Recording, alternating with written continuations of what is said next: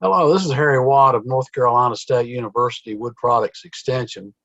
This is the National Firewood Workshop 2021.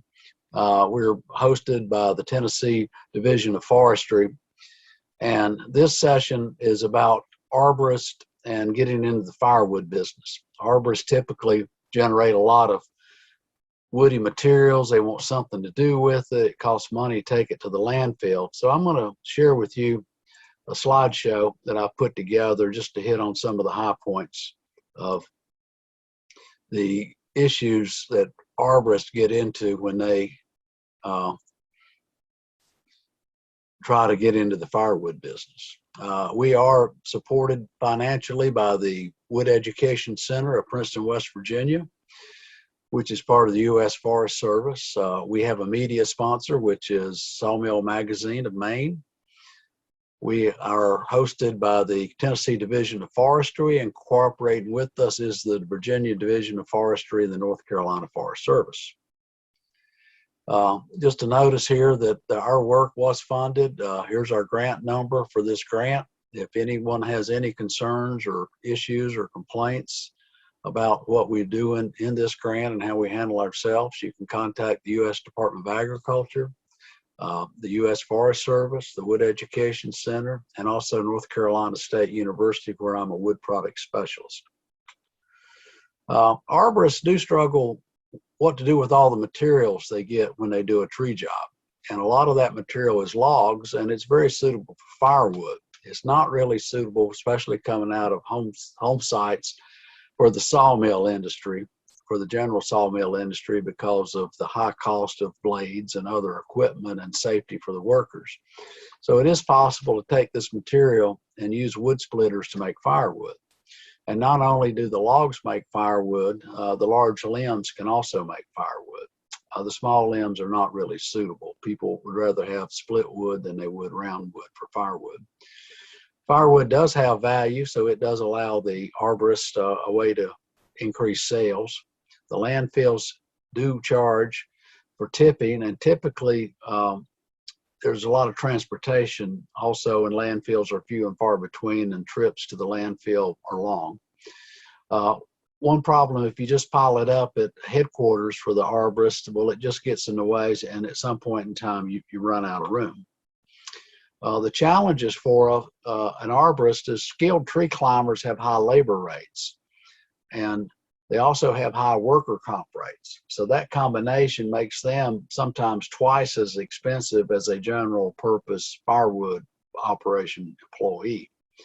Also, the tree climbers often are very much interested in climbing trees, and they're not so interested in running firewood equipment like the processors and dry kilns and the packing line. So if labor is short, it probably makes more sense for the crew in an arborist environment to stay doing arborist work and trying to do something else with the wood that could make firewood. Another problem we have is a lot of the tree jobs generate really large logs, and processors generally, once you start getting above 20 inches in diameter, those large logs don't work well for processors. And part of it is too much horsepower. And with the splitting wedges, especially the 4, 6, 8, kind of off of the center point, generate really large wedge pieces that have to be resplit. So really big wood is not what processors are made for. So we need really to be looking at something else.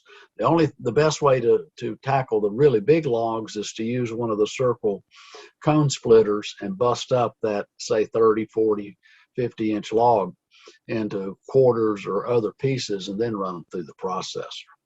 But still, every year I talk with people, and I do know some arborist companies that do have successful firewood businesses, and it's a companion. And sometimes maybe you should separate it, have it as a separate business, and the two employee groups don't work together, because then you got issues of workers' comp and pay.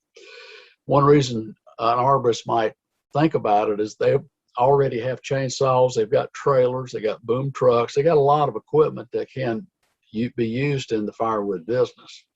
They also have to do something, and they've got to get that wood away quick, and they want a quick place to dump it to get rid of it and go back and get another tree job. A lot of arborists say they make money taking the trees down, they lose money with the trees on the ground. So if we're going to do a firewood business, we have a separate crew. We can have a wage that better matches firewood than what a tree service climber might even have. And it's probably easier to find firewood operation workers than it is tree workers that climb trees. They're pretty difficult to get, and they are highly skilled. So if you're an arborist and you're thinking about firewood, you really want to look at all the issues and all the directions. If you move too quick, sometimes you get blindsided by what you didn't see. And you certainly want to work the financial numbers to a deep level. And you have to make sure that you understand that for the most part, unless you really work at it, firewood, it's easier to sell it in the wintertime than it is in summertime. So if you're only doing a seasonal firewood business, you're going to be storing wood half the year and selling wood the other half the year.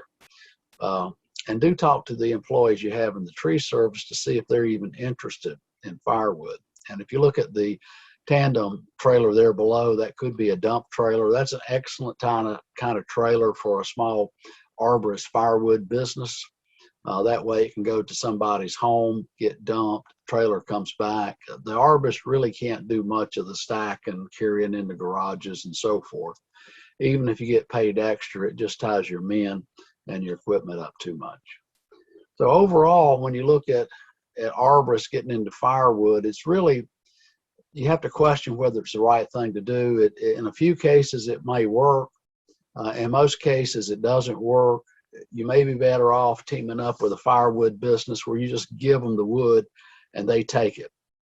And if you really want to find one that will take everything you have in the large limbs and the logs. And you do have to understand exactly what kind of lengths they want and how they want the limbs cut off and so forth, because if the limbs aren't cut properly, they don't run on the processors very well. So it's a lot deeper subject than most people realize.